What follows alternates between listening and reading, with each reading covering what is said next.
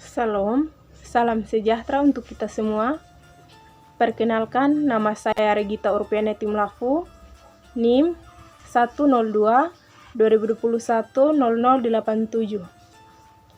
Mahasiswa dari Institut Agama Kristen Negeri Kupang, Fakultas Keguruan dan Ilmu Pendidikan, Program Studi Pendidikan Kristen Anak Usia Dini.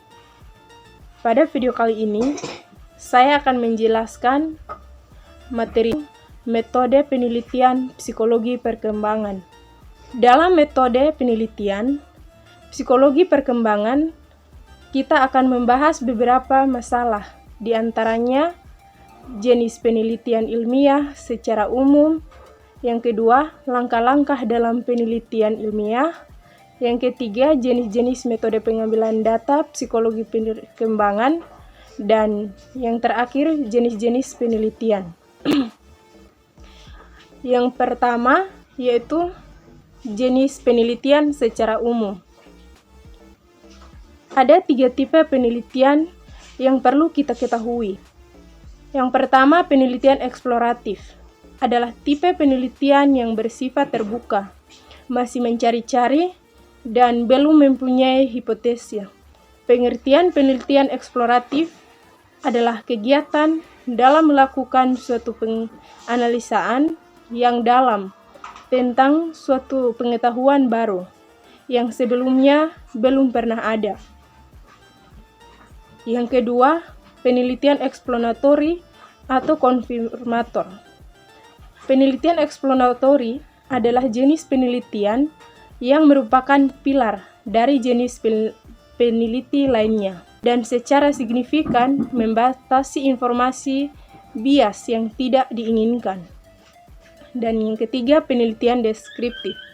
Penelitian deskriptif biasanya mempunyai 2 tujuan, yaitu yang pertama adalah mengetahui perkembangan sarana fisik tertentu atau frekuensi terjadinya suatu aspek fenomena sosial tertentu. Dan yang kedua adalah untuk mendeskripsikan secara terperinci fenomena sosial tertentu. Poin kedua yaitu langkah-langkah dalam penelitian ilmiah. Menurut Profesor Dr. Suharsimi Arikunto menyebutkan langkah-langkah penelitian sebagai berikut. Yang pertama, memilih masalah. Yang kedua, studi pendahuluan. Yang ketiga, merumuskan masalah. Keempat, merumuskan anggapan dasar. Yang kelima, merumuskan hipotesis. Yang keenam, memilih pendekatan. Dan yang ketujuh, menentukan variabel dan sumber data. Yang kedelapan, menentukan dan menyusun instrumen, mengumpulkan data, analisa data, dan yang terakhir menarik kesimpulan dan menulis laporan. Pada poin ketiga, yaitu jenis metode pengambilan data penelitian psikologi perkembangan. Yang pertama, metode observasi. Metode observasi merupakan suatu cara yang digunakan untuk mengamati semua tingkah laku yang dapat dilihat pada waktu tertentu atau pada tahap perkembangan tertentu. Hasil observasi dapat digunakan sebagai tolak ukur menyusun program bimbingan dan konseling. Ada 2 metode observasi, yaitu observasi alami dan observasi terkontrol. Yang kedua itu tes. Psikologi tes ini adalah suatu pengukuran yang standar dan objektif terhadap sampel perilaku. Jenis-jenis tes psikologi yaitu tes inteligensi, tes bakat, tes kepribadian, dan tes minat. Yang ketiga itu pemberian angket.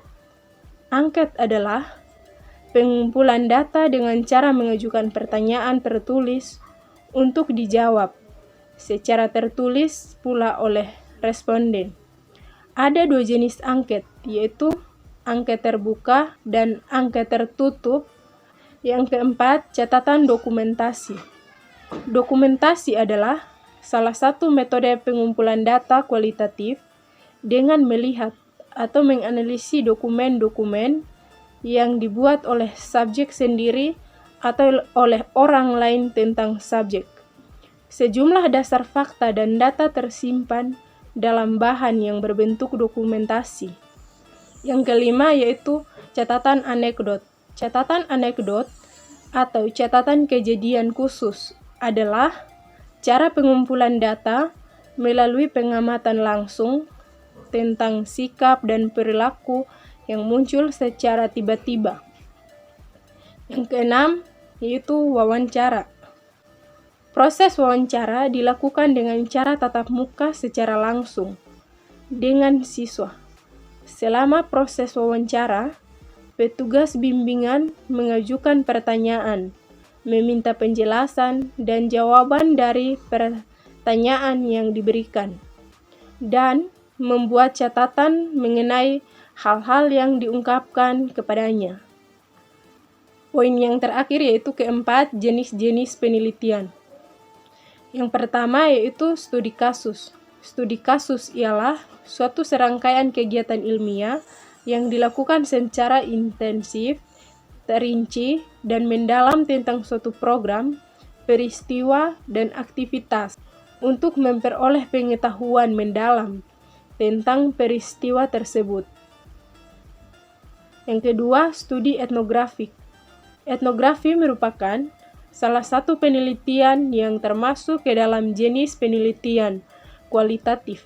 Jenis penelitian ini berfokus pada penelitian tentang perilaku dan kebudayaan dari suatu kelompok.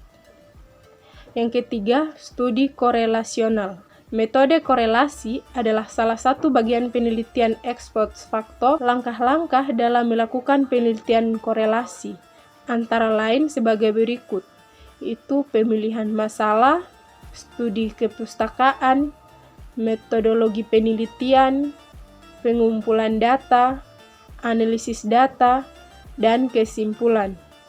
Yang keempat yaitu penelitian eksperimen. Penelitian eksperimen adalah suatu penelitian yang di dalamnya ditemukan minimal satu variabel yang dimanipulasi untuk mempelajari hubungan sebab akibat. Langkah-langkah penelitian eksperimen itu melakukan kajian secara induktif yang berkait erat dengan permasalahan yang hendak dipecahkan, mengidentifikasi dan mendefinisikan masalah. Dan yang terakhir yaitu penelitian cross-sequential study. Studi cross-seksional adalah jenis desain penelitian di mana peneliti mengumpulkan data dari banyak individu yang berbeda pada satu titik waktu, sehingga dalam penelitian cross-seksional, peneliti mengamati variabel tanpa lagi dapat mempengaruhinya. Demikianlah hasil presentasi saya. Sekian dan terima kasih. Semoga video ini dapat bermanfaat bagi kita semua.